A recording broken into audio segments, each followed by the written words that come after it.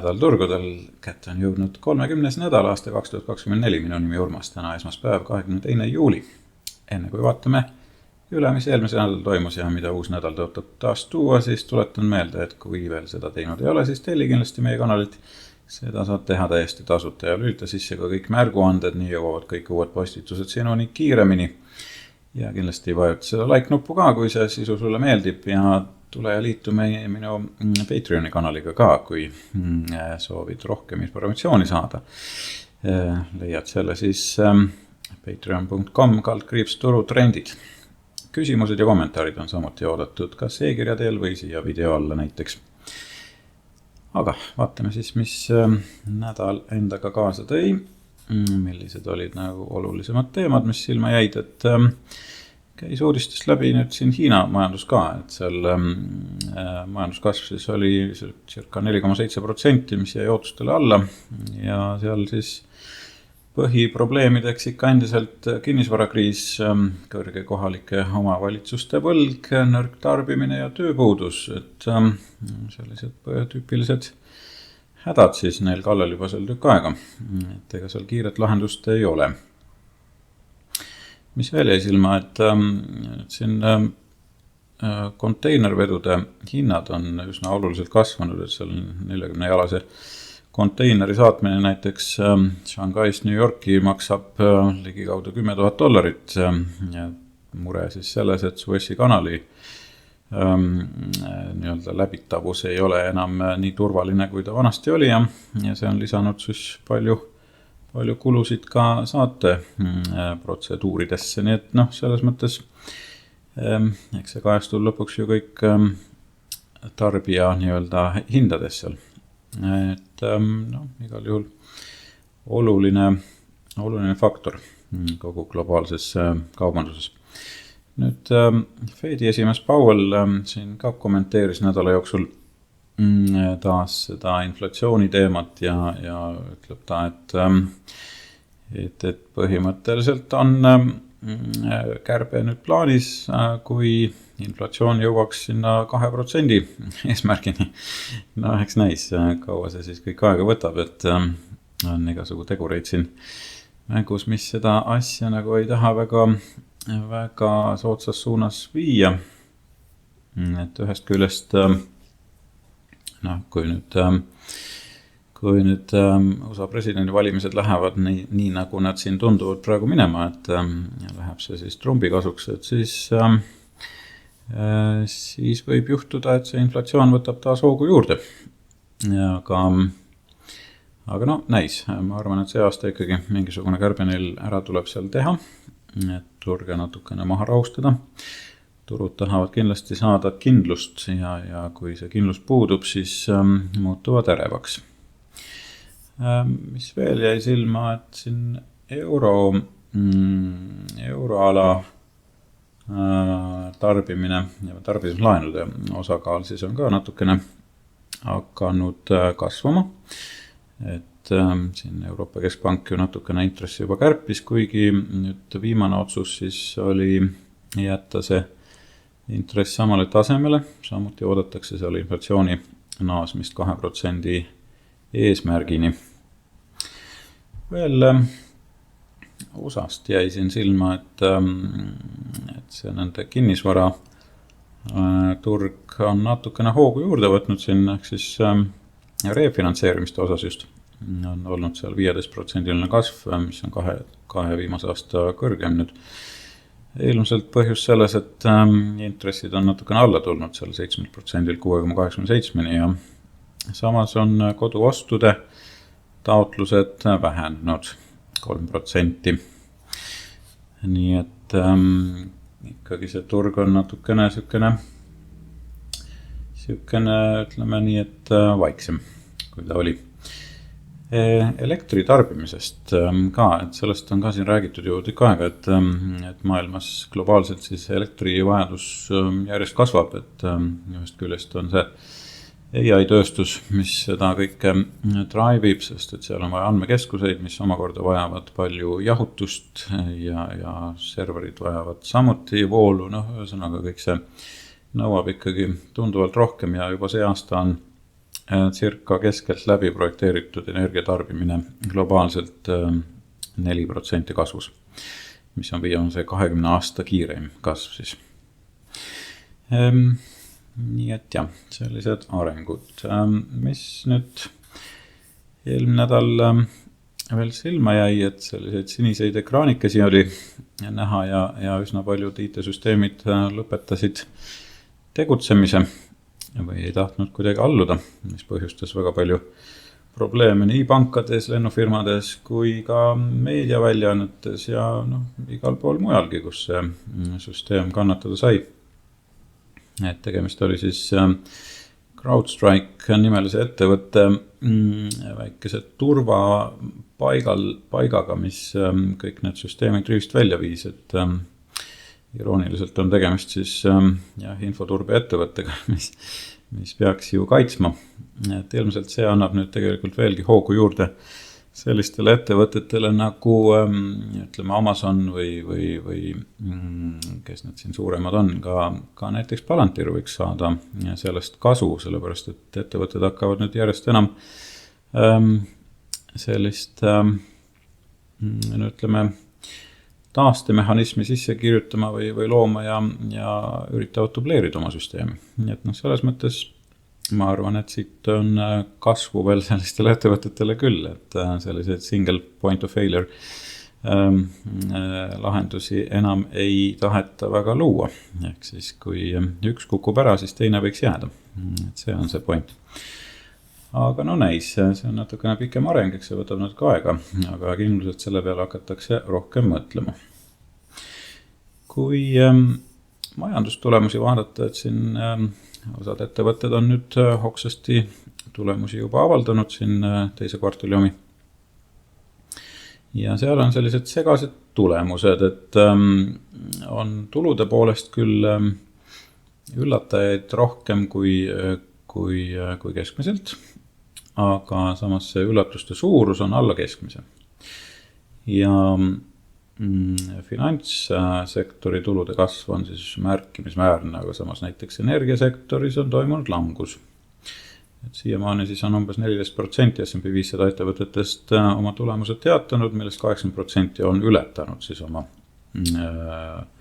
tuluaktsia kohta prognoose. Ja indeks siis raporteerib suuremaid tulusid võrreldes eelmise nädala lõpu ja kvartali lõpuga. Siin on tulemas päris palju nüüd ettevõtteid see nädal oma andmetega välja. Ja circa vist 138 ettevõtet S&P 500 siis avaldab oma kvartali tulemused see nädal. Et ühesõnaga, praegu on ootus ärevus päris suur, aga sektorite poolest, kui nüüd vaadata, siis üks soodsamaid sektorid on olnud finantssektor ja ka näiteks consumer discretionary, millest ma olen siin rääkinud, tarbijakaubad. Ka tervishoid ja materjalid näiteks on olnud üllatajate seas. Ja siis, mis veel uudistest silma jäi, Amazoni Prime Day, mis siis oli eelmine nädal, üllatas taas, et seal oli ühe rekordiga tegu, et see käiberekord siis circa 11% oli siis selle müügipäeva käive aasta võrdluses üleval.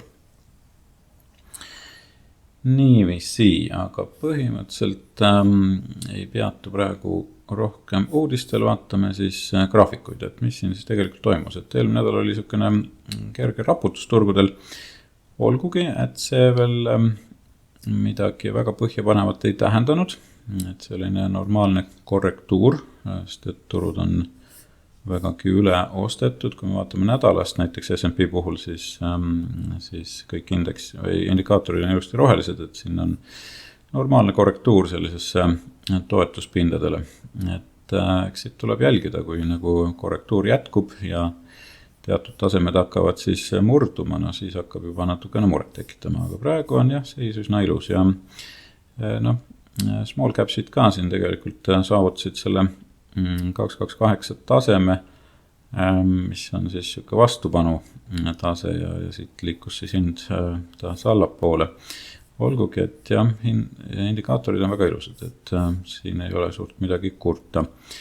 Ja 50 päeva keskmine, kui nüüd vaadata, siis see jõudis taas eelmine nädal tegelikult alguses siia üle ostetud tsooni nii-öelda, kui nii võib öelda. Aga nädala lõpuks siis taandus jällegi. Ja kui vaadata S&P 500, siis 200 päeva keskmist kõigi ettevõtete lõikes seal, siis see on püsinud siin ikkagi väga kõrgetel tasemetel juba nädalaid.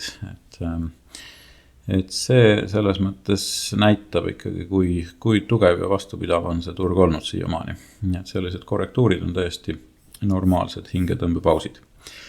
Sektorite poolest, millised siis ületasid S&P-d või ületavad siiamaani, ütleme nii, siis nendeks on näiteks sama consumer discretionary, mida ma olen siin juba korduvalt välja toonud, siis lisaks finantsid, ehk siis finantsettevõtted ja lisaks veel ka kinnisvara. Kinnisvara on kõvasti hoogu juurde võtnud viimaste nädalate jooksul. Praegu ületab keskmiselt S&P 500. Kui insiderid vaadata, siis nemad natukene oma müügiaktiivsust on jällegi kasvatanud, aga mitte nagu ülemäära oluliselt, et selline vaikne müük ikkagi käib taustal. Et tasub muidugi tähele panna, et kus ja mida müüb ja miks ta neid müüb. Raske on muidugi seda alati välja mõelda, miks nad müüvad, aga jah, viimasel ajal on tõesti väga palju selliseid tippettevõtte juhte või isegi asutajaid on hakanud müüma üsna suurtes kogustes, et eks seal mingisugused märke on. Aga võib-olla on soov osta mõni järgmine jaht või ehitada midagi muud, et seda me ei tea täpselt. VIX ka siin natukene raputas, aga praeguseks on ta ilmselt tagasi tõmmanud juba, nii et selles mõttes on see hirmu faktor seal ikkagi nii madal kogu turgudel. Sesoonselt, jah, nagu me teame, me oleme siin väga tugevas kasvufaasis ja see kasvufaas tegelikult võiks veel natukene jätkuda, olgugi, et vaikselt hakkab siit nüüd selline langus ka peale tulema, kui neid tsükleid jälgida. Ja sesoonselt S&P 500 siis kuu lõpus kipub olema natukene negatiivsem, et praegu veel siin esimesed päevad sellel nädalal võiks olla üsnagi tugevad. Ja kui vaadata keskmiselt siis seda nädalat nende päevade lõikes 22.–28. siis aastate lõikes on see ikkagi pigem olnud positiivne periood. Et eriti just viimastel aastatel siin viimase 5 aasta jooksul 80%, ehk siis 4 aastal on hinnad tõusnud sellel perioodil. Nii et jah, siiski üsna hea periood ja institutsioonid ka endiselt ikkagi on pigem netopositiivne, et siin ei ole suuremat langust näha olnud.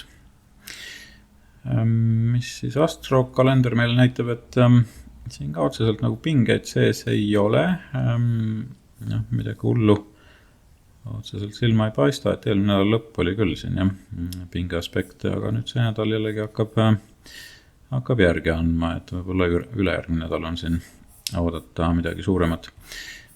Samas, kui me vaatame nüüd seda Blackbox mudelit, siis see näitab küll, et hakkab juba täitsa punaseks minema. Et vaatame, kas me oleme siis nüüd täna sellises kerges korrektuuris ja siis natuke ülespoole ja siis läheb jälle alla. Või on see kordne korrektuur läbi saanud seal, et hoiame silma peal.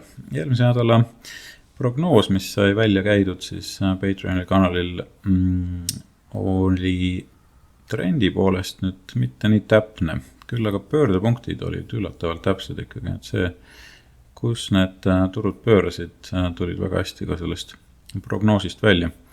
Et selles mõttes jah, ei olnud ta ideaalne, aga siiski toimis. Kui nüüd kulla prognoosi vaadata, siis kulla prognoos sai tegelikult välja käidud tagurpidi, et osutus ta siis olema pöördasetuses seekord ja kui ma pöörasin ta siis niipidi, siis ta osutus vägagi täpseks jällegi, et see hinnaliikumine oligi selle prognoosi järgi enam vähem.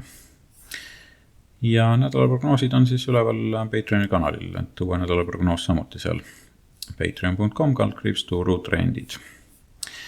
Mida siis uuelt nädalalt oodata? Et siis, nagu öeldud, tulemuste hooaeg on täiega käimas ja olulisemad ettevõtted, mida jälgida näiteks on siis Tesla, mis homme juba teisipäeval peaks avaldama Alphabet ehk siis Google ja IBM samuti. Siis Pharma poole pealt näiteks AbbVie, AstraZeneca, Bristol Myers ja finantsidest näiteks Visa, mis seal veel oli, siin tuleb veel neid. Verizon ka näiteks. Et tasub silma peal hoida, väga palju ettevõtteid avaldab. Tulemas on veel ka siis inflatsiooninumbreid, et reedel tasub kindlasti olla valvas. Ja teise kvartali siis majanduskasvu numbrid ka neljapäeval välja tulemas, nii et selliseid asju tasub jälgida.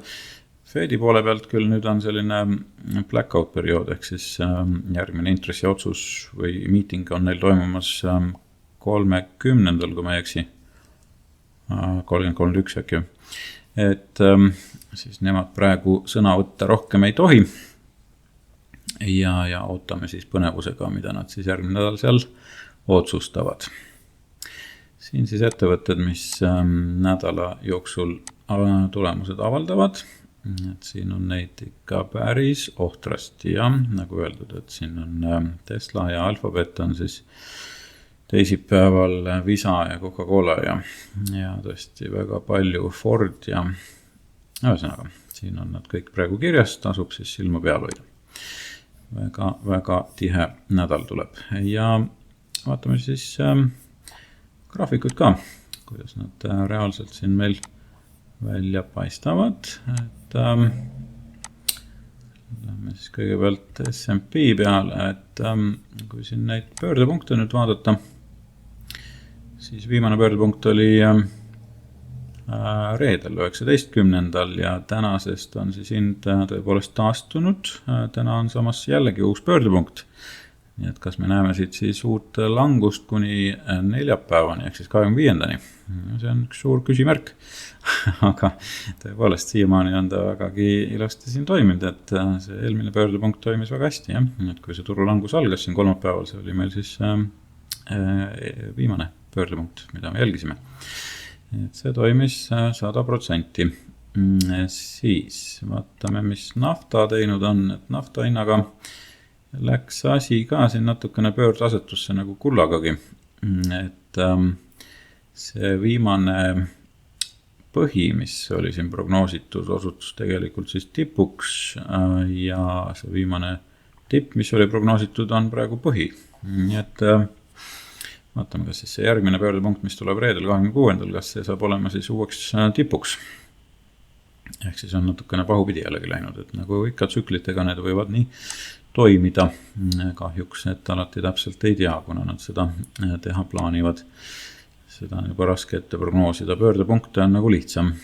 Aga kui kulda vaadata, siis kulla puhul sama lugu siin põhimõtteliselt, et siin läks natukene nihkesse see asi, et see põhi, mida ma siin arvasin tulevat, oli hoopis tipp ja praegu see tipp, mis pidi olema, oli hoopis põhi.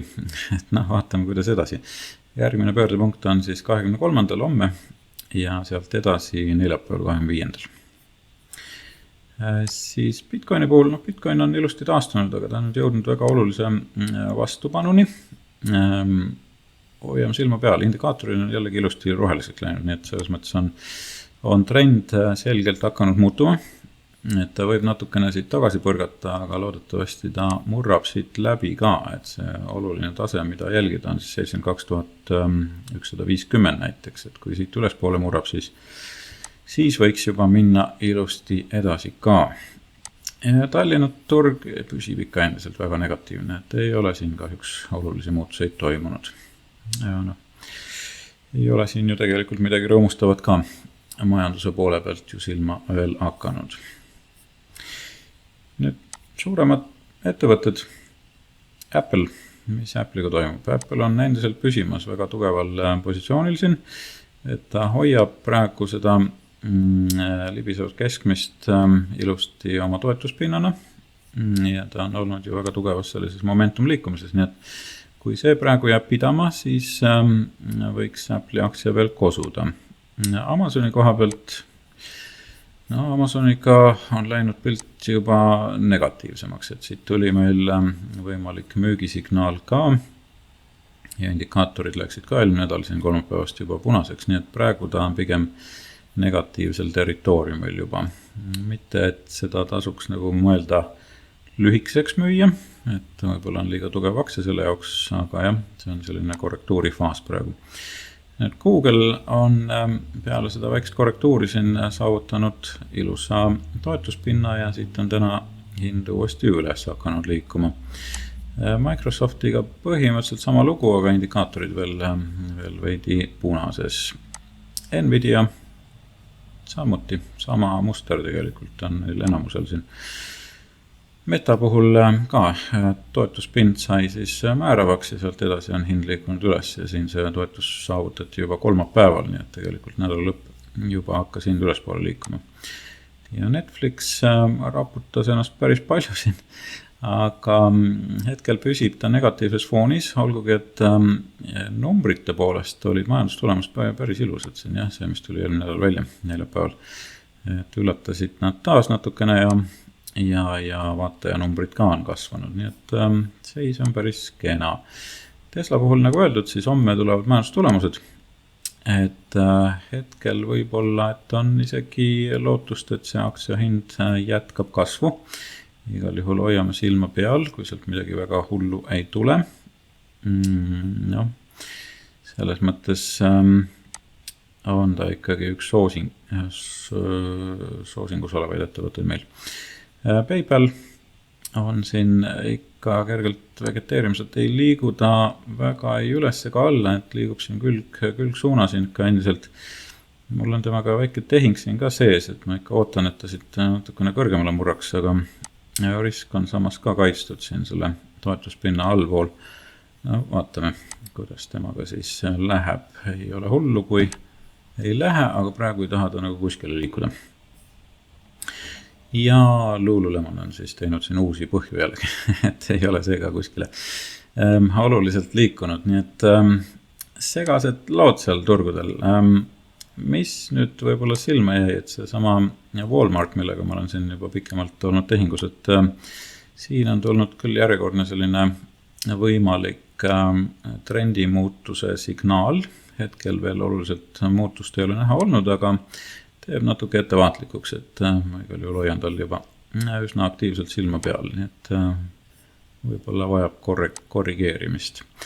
Siis AKAM oli üks selliseid, mis eelmine nädal sai välja toodud võimaliku siis kandidaadina, et nädala alguses ta liikus päris ilusti ja nädala teine pool liikus siia juba sellisesse negatiivsesse tsooni, aga praegu ta on ilusti uuesti üles võtnud, et praegu jätkame selle jälgimist. Ja üks veel, millega ma siin tehingut tegin, oli siis BFAM, et seegi siin püsib ilusti praegu sellises positiivses foonis, et no näis, vaatame, stopp on igal juhul paigas, et see on peamine, et risk oleks kaitstud. Aga sellised lood siis ja ülejäänud võimalikud kauplemisid siis Patreoni kanalil. Tule ja kiika sinna ka. patreon.com/turutrendid. Mina ka tänan edukat kauplemisnädalat ja mõnusat suve jätku ka.